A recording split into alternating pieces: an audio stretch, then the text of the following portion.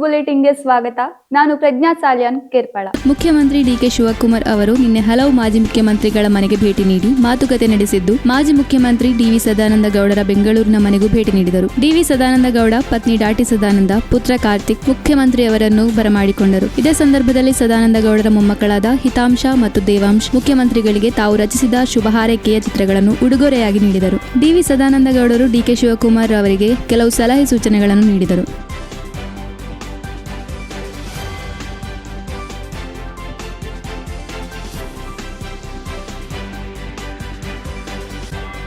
ಬದ್ರಿಯಾ ಜುಮಾ ಮಸೀದಿ ಅರಂತೋಡು ಇದರ ಮೇಲಂತಸ್ತು ನಿರ್ಮಾಣ ಕಾಮಗಾರಿಗೆ ಮತ್ತು ನುಸ್ರತ್ ಇಸ್ಲಾಂ ಮದರಸದ ನೂತನ ಕಟ್ಟಡಕ್ಕೆ ಶಿಲಾನ್ಯಾಸ ಕಾರ್ಯಕ್ರಮವು ಜೂನ್ 9ರಂದು ಸಮಸ್ತ ಕೇರಳ ಜಮಿಯತುಲ್ ಉಲಾಮಾ ಅಧ್ಯಕ್ಷರಾದ ಸಯೀದ್ ಉಲಾಮಾ ಸಯೀದ್ ಮಹಮ್ಮದ್ ಜಿಪ್ರಿ ಮುತ್ತುಕೋಯ ತಂಗ್ನಳ್ ನೆರವೇರಿಸಿದರು. ಅವರು ಮಾತನಾಡಿ, ಕಟ್ಟಡಕ್ಕೆ ವಸ್ತು ರೂಪದಲ್ಲಿ, ಹಣದ ರೂಪದಲ್ಲಿ ಸಹಕಾರ ನೀಡಿದ ದಾನಿಗಳನ್ನು, ವಕ್ಫ್ ಇಲಾಖೆಯನ್ನು ಮತ್ತು ಅನುದಾನ ತರಿಸಿದ ಟಿಎಂ ಶಹೀದ್ ತೆಕ್ಕಿಲ್ ರವರನ್ನು ಅಭಿನಂದಿಸಿ ವಿಶೇಷ ದುವಾ ಮಾಡಿದರು. ಸಮಾರಂಭದ ಅಧ್ಯಕ್ಷತೆಯನ್ನು ಕರ್ನಾಟಕ ಸರ್ಕಾರ ಕನಿಷ್ಠ ವೇತನ ಸಲಹಾ ಮಂಡಳಿ ಅಧ್ಯಕ್ಷ ಟಿಎಂ ಶಹೀದ್ ತೆಕ್ಕಿಲ್ ವಹಿಸಿದರು. ಸ್ಥಳೀಯ ಖತೀಬರಾದ ಆಸಿಫ್ ಅಜರಿ ಪ್ರಾಸ್ತಾವಿಕ ಮಾತುಗಳನ್ನಾಡಿದರು.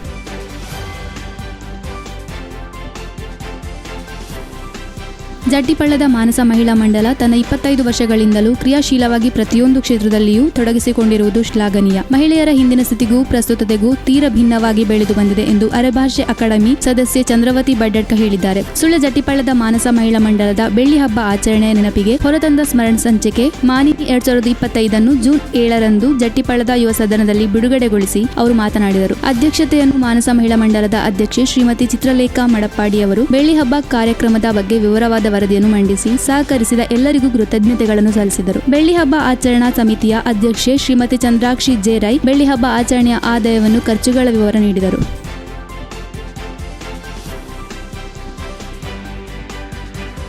ಆಲೇಟಿ ಪಂಚಾಯತ್ ವ್ಯಾಪ್ತಿಯ ಕುತ್ಕುಳಿ ಎಂಬಲ್ಲಿ ಕಳೆದ ಕೆಲ ಸಮಯಗಳಿಂದ ವಾಗ್ವಾದದಲ್ಲಿದ್ದ ರಸ್ತೆ ಸಮಸ್ಯೆಯೊಂದು ಇದೀಗ ಶಾಸಕರ ಸಮ್ಮುಖದಲ್ಲಿ ಬಗೆಹರಿದಂತಾಗಿದೆ. ಆಲೇಟಿಯ ಮಿತ್ತಡ್ಕ ರೋಟರಿ ಶಾಲೆಯ ಬದಿಯಲ್ಲಿ ಹಾದು ಹೋಗುವ ಕುತ್ಕುಳಿ ರಸ್ತೆಯನ್ನು ಅಭಿವೃದ್ಧಿಪಡಿಸುವ ಸಂದರ್ಭದಲ್ಲಿ ಸ್ಥಳೀಯ ಪರಿಶಿಷ್ಟ ಜಾತಿ ಕಾಲನಿಯ ನಿವಾಸಿಗಳು ಅಡ್ಡಿಪಡಿಸಿದ್ದರಿಂದ ಕಳೆದ ಕೆಲ ಸಮಯಗಳಿಂದ ವಾದ ವಿವಾದಗಳಿಂದಾಗಿ ಅಭಿವೃದ್ಧಿ ಕಾರ್ಯವಾಗದೆ ಹಾಗೆ ನೆನೆಗುದಿಯಲಿತ್ತು. ಈ ರಸ್ತೆಯ ಮೂಲಕ ಸ್ಥಳೀಯರಾದ ರಾಧಾಕೃಷ್ಣ ಕೋಲ್ಚಾರು ಹಾಗೂ ಆಲೇಟಿಗೆ ಸಂಪರ್ಕ ಕಲ್ಪಿಸುವ ರಸ್ತೆ ಇದಾಗಿದ್ದು, ಕಾಲನಿಯ ನಿವಾಸಿಗಳು ಆಕ್ಷೇಪ ವ್ಯಕ್ತಪಡಿಸುತ್ತಿದ್ದರು.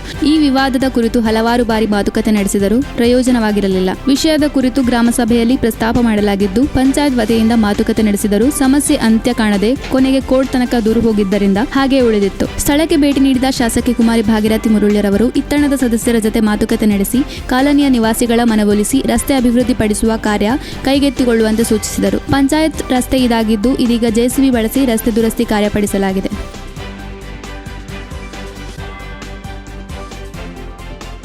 ಪ್ರತಿ ವರ್ಷದಂತೆ ಈ ವರ್ಷ ಕೂಡ ಅಕ್ಟೋಬರ್ ತಿಂಗಳಲ್ಲಿ ಬರುವ ಸುಳ್ಯದ ದಸರಾ ಉತ್ಸವವನ್ನು ಅದ್ದೂರಿಯಾಗಿ ನಡೆಸುವ ದೃಷ್ಟಿಯಿಂದ ಪೂರ್ವಭಾವಿ ಸಭೆಯನ್ನು ಜೂನ್ 8ರಂದು ತಾಲೂಕು ಪಂಚಾಯತಿನ ಸಭಾಭವನದಲ್ಲಿ ನಡೆಸಲಾಯಿತು. ಡಾಕ್ಟರ್ ಲೀಲಾಧರ್ ಡಿವಿ ಕಾರ್ಯಕ್ರಮದ ಅಧ್ಯಕ್ಷತೆ ವಹಿಸಿದ್ದು, ಕಳೆದ ಸಾಲಿನಲ್ಲಿದ್ದ ನ್ಯೂನತೆಗಳ ಬಗ್ಗೆ ತಿಳಿಸಿ ಅದನ್ನು ಈ ಸಲ ಸರಿಪಡಿಸುವ ಬಗ್ಗೆ ತಿಳಿಸಿದರು. S6 ಇದರ ಅಧ್ಯಕ್ಷ ನಾರಾಯಣ ಕೇಕಡ್ಕ ಕಾರ್ಯಕ್ರಮದ ವಿವರ ನೀಡಿದರು.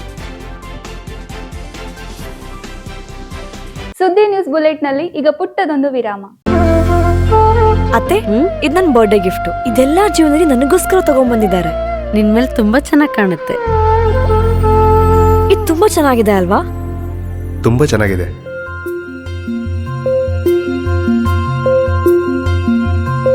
It will look really good on you.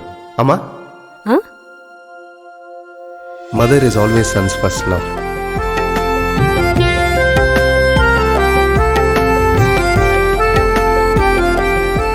ಪ್ರತಿ ಪೀಳಿಗೆಯ ಪ್ರೀತಿಯ ಮಳಿಗೆ GL ಆಚಾರ್ಯ ಜುವೆಲ್ಲರ್ಸ್.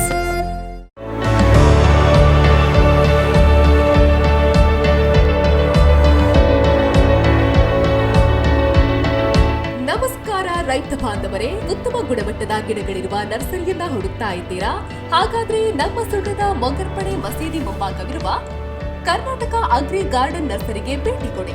ಇಲ್ಲಿ ಉತ್ತಮ ತಳಿಯ ಹೈಬ್ರಿಡ್ ತೆಂಗಿನ ಗಿಡಗಳು, ಕೋಕೋ ಗಿಡಗಳು, ಅಡಿಕೆ ಗಿಡಗಳಾದ ಎಂಟರಮಂಗಲ, ಮೋಹಿತ್ ನಗರ, ಸೈಗಾನ್, ರತ್ನಗಿರಿ, ಸುಮಂಗಲ, ಸ್ವರ್ಣ ಮಂಗಳ, ಊರಿನ ಮಂಗಳ ಮತ್ತು ಜಾಯಿಕಾಯಿ ಗಿಡ, ವಿವಿಧ ರೀತಿಯ ಹಣ್ಣಿನ ಗಿಡಗಳು, ಕರಿಮೆಣಸಿನ ಕಸಿ ಗಿಡ, ಪಣಿಯೂರು 7 ಲಭ್ಯ ಹಾಗೂ ಶತಮಂಗಲ ಅಡಿಕೆ ಗಿಡಗಳು ಲಭ್ಯ.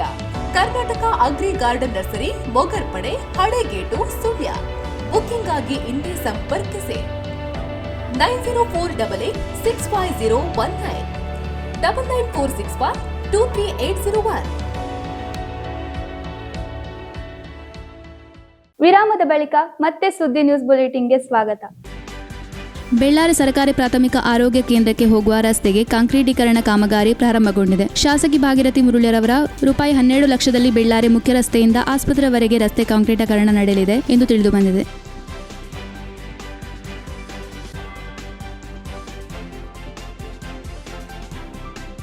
ಪೆರುವಾಜೆಯಲ್ಲಿ ಜಾಗದ ವಿಚಾರಕ್ಕೆ ಸಂಬಂಧಿಸಿ ತನ್ನ ಮೇಲೆ ಹಲ್ಲೆ ನಡೆಸಿರುವುದಾಗಿ ರಕ್ಷಿತ್ ಕುಮಾರ್ ಎಂಬುವವರು ಬೆಳ್ಳಾರಿ ಪೊಲೀಸ್ ಠಾಣೆಯಲ್ಲಿ ದೂರು ನೀಡಿದ ಘಟನೆ ನಡೆದಿದೆ. ದೂರಿನಲ್ಲಿ ಆರ್ನಾಡಿ ಎಂಬಲ್ಲಿ ತನ್ನ ಸ್ವಂತ ಜಾಗದಲ್ಲಿ ಕೆಲಸ ಮಾಡಿಕೊಂಡಿರುವಾಗ ಕೃಷ್ಣ ಭಟ್ ಎಂಬುವರು ತನ್ನ ಮೇಲೆ ಮರಕಾಸ್ತ್ರದಿಂದ ಹೊಡೆದು ಅವಾಚ್ಯ ಶಬ್ದಗಳಿಂದ ನಿಂದಿಸಿರುವುದಾಗಿ ದೂರಿನಲ್ಲಿ ತಿಳಿಸಿದ್ದಾರೆ.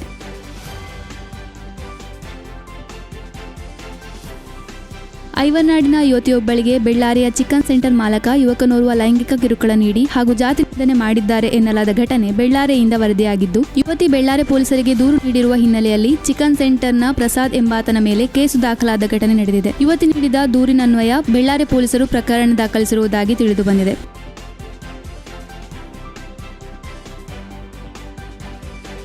ಅರಂತೋಡು ಗ್ರಾಮದ ಅಡ್ತಲೆ ಮನೆ ಪರಮೇಶ್ವರ ಗೌಡರವರು ಇಂದು ಮುಂಜಾನೆ ನಿಧನರಾದರು. ಅವರಿಗೆ 75 ವರ್ಷವಾಗಿತ್ತು.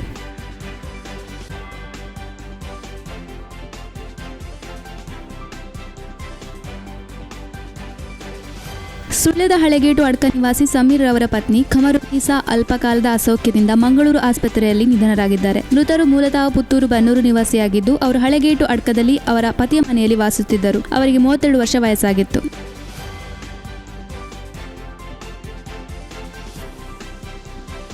ಇದು ಈವರೆಗಿನ ಸುದ್ದಿ. ನಿರಂತರ ಅಪ್ಡೇಟ್ಸ್ಗಳಿಗಾಗಿ ನೋಡ್ತಾ ಇರಿ ಸುದ್ದಿ ವೆಬ್ಸೈಟ್.